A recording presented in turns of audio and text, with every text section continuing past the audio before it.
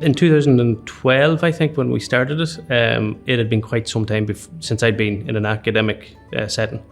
And given that, and given that I work in IT, and that whole ecosystem and industry moves very, very fast, I just thought it would be beneficial just to maybe touch base, try and get an appreciation of how industry best practice from an academic perspective had moved on. So that was the interest, if you like, and there was a lot of fanfare and buzz about the particular course up in America as well. So it's very much seen as a rite of passage, if you like, to get it. So twofold.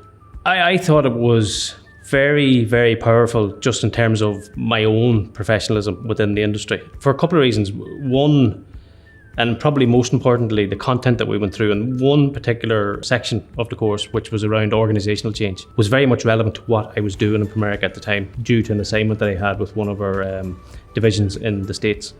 So I was immediately able, whilst learning about organisational change management, able to apply some of that learning to what I was doing for a new group in the States.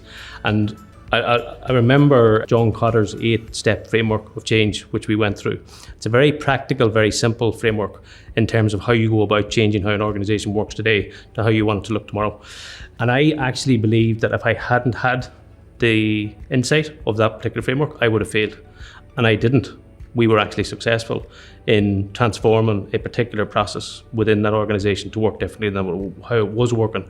And it was very much deemed as a failure, as it was current state. But when we transformed it, it was very much deemed a success.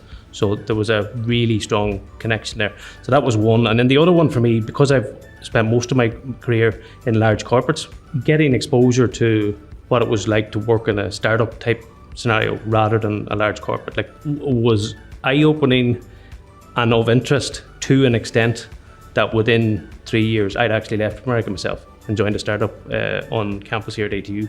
So yeah, there was a lot of clarity in terms of the difference between large enterprise and startup. And startups are very chaotic, but they're also very exciting, very challenging.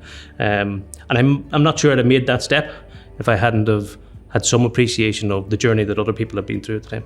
I thought it fitted very well with people that already are in full-time employment, because obviously you can't be doing full-time. So that mix in terms of 2 full days on time, 2 full days, and then with additional time then after that to reflect on what you've learned, and then put together some effort and time in terms of putting assignments together. I think that worked well. I would say, and I'm not sure if we're lucky or if other cohorts are the same, but we had a fantastic group. And there was a lot of collaboration. And when it came to even in the classes themselves and going through listening to practitioners, the conversation was very easy and relaxed. We got on quite well. And I think that worked well.